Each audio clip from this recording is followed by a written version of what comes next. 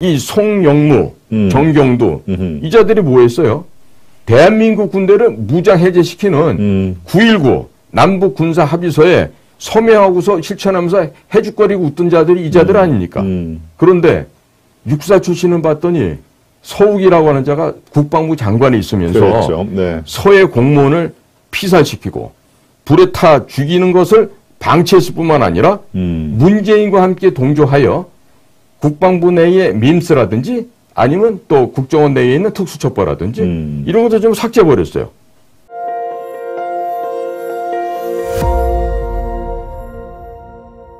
현재 지금 북한의 지령을 받고 북과 내통하고 협조했다는 것 때문에 지금 수사를 받고 있지 않습니까? 근데 이들이요. 이 단계에서는 지금 뭐냐면 국민들 앞에 죄송합니다 하고 자숙을 해야 돼요. 예?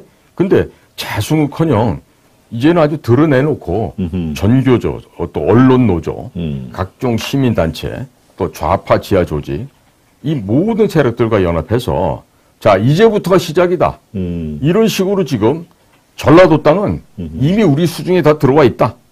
이렇게 하면서 마치 이 범죄자 이재명 같은 자를 마치 순환받았던 예수 그리스도와 같은 그렇죠. 메시아로 네. 지금 선동해가고 또 거기다가 개 아줌마, 개 할머니 같은 애들 개딸이라 그러는데 개딸.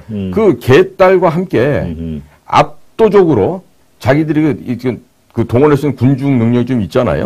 그러니까 그런 힘을 발휘해서 이 나라를 갖다 지금 계속해서 지배하려고 하고 있죠. 예? 그래서 이런 과정에서 우리 국가가 특히나 우리 국민들께서 정말 무엇보다도 중요한 점은요. 우리의 역사, 문화, 그다음에 교육, 언론 이 분야에 있어서 우리가 정말 대우각성을 해야 된다고 봅니다. 자, 실례로요. 좌파로서 대한민국 대통령 처음 된 사람이 김대중이었습니다. 김대중은 대통령이 되자마자 박지원에게 역사를 조작해서 어떻게 합니까?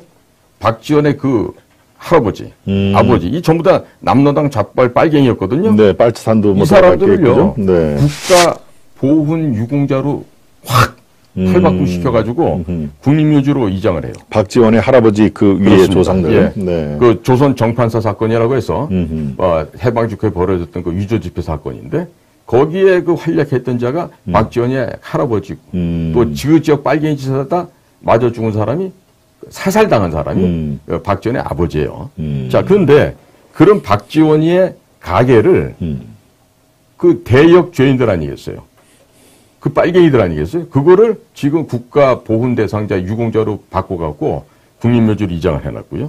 거기다가 지금 박지원이라는 자에게 카지노, 우리 강원도 카지노 있죠? 네, 정선. 예. 그 카지노 수입을 마음껏 주물르게 해줬고 또 40여 명의 대한민국 언론인들을 사장단이다 그래서 북한으로 데려가가지고 남남북녀 짝짓기 수완을 펼쳤던 게 바로 박지원이에요. 그렇게 함으로써 대한민국의 언론사가 북쪽 평양에서 장악을 당합니다. 그래서 이 박지원이야말로 이 문화체육관광부의 이 역할이 얼마나 크다, 얼마나 중요한가 이것을 우리 역사적으로 각인시켜준 바로 그 주인공이 박지원이라 할 수 있어요. 박지원이 문체관광부 장관할 때 네. 언론사 한 20여 명은 북한으로 데려갔다는 그렇죠. 말씀이죠? 예, 예. 네. 그때 아마 동아일보하고 조선일보 네. 두 군데 리더들만 안 가셨고 예, 제가 동아일보 다 갔던 맞습니다. 제가 동아일보 네. 있을 때 우리 사장은 안 간 걸로 제가 기억을 하고 있습니다. 지금 그 말씀을 자, 그러면 네.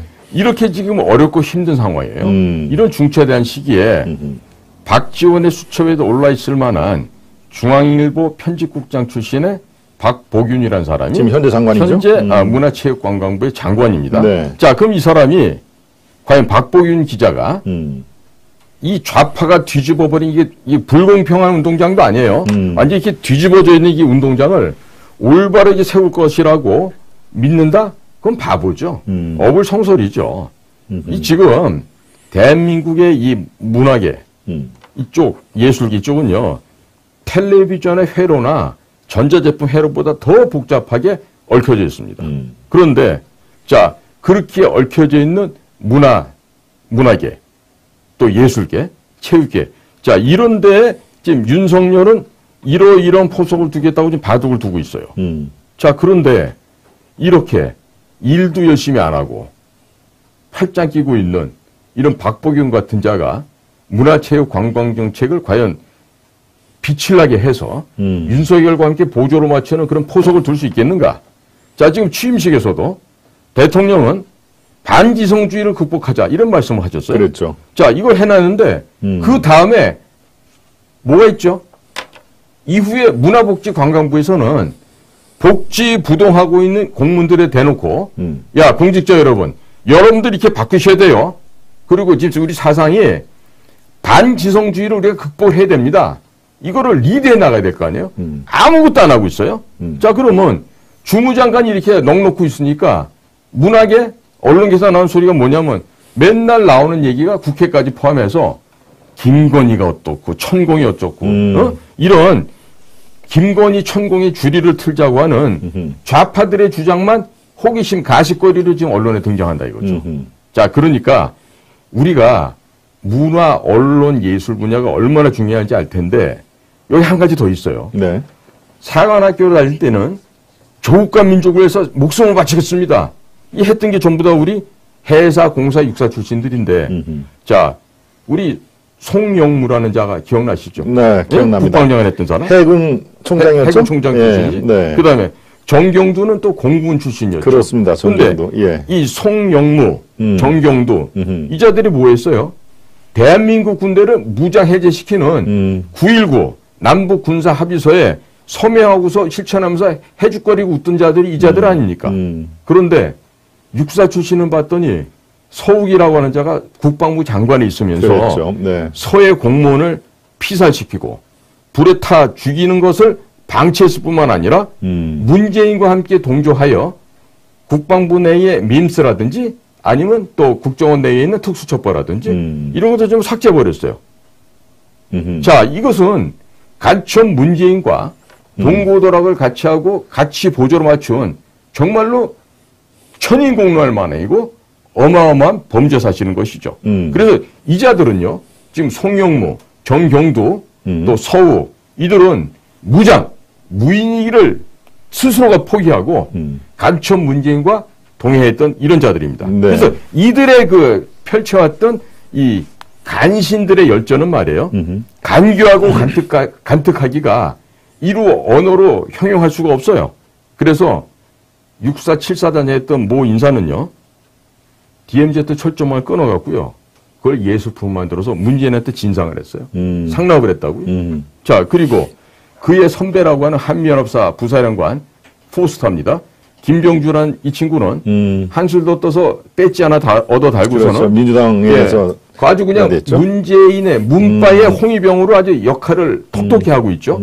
자, 그 다음에 좀 사람 같은 줄 알았던 신원식이 그건 봤더니 또 유승민한테 또 일시로 충성해가지고 배지를 다른 거예요.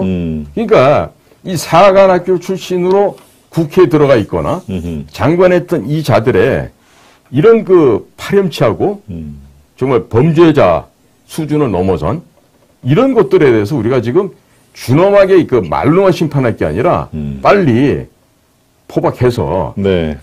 예, 죄를 물어야 됩니다. 네, 지금 뭐 여러 가지 말씀을 해 주셨는데 이른바 문재인 정권 5년 동안에 우리가 대북 그 안보관 이런 것들이 얼마나 해이해졌고 실제로 지금 말씀하시는 국방부 장관, 뭐 총장, 해군 총장, 공군 총장 이런 사람들의 또 문화체육 장관, 예, 아까 말씀 잠깐 해 주셨습니다만은 이런 분들이 예, 이 왼쪽 세계, 좌파 세계에 상당히 잠깐 거쳐왔거나 아니면 그쪽에 관심 있는 사람들이 사회 곳곳에 포진이 있으니 이게 잘 될 턱이 없다. 지금 매우 누란 지위 위험에 빠진 상황이다라고 그렇게 총괄적으로 정리를 해볼까요? 예, 그래서 네, 제가 네. 조금 더 첨언하자면요.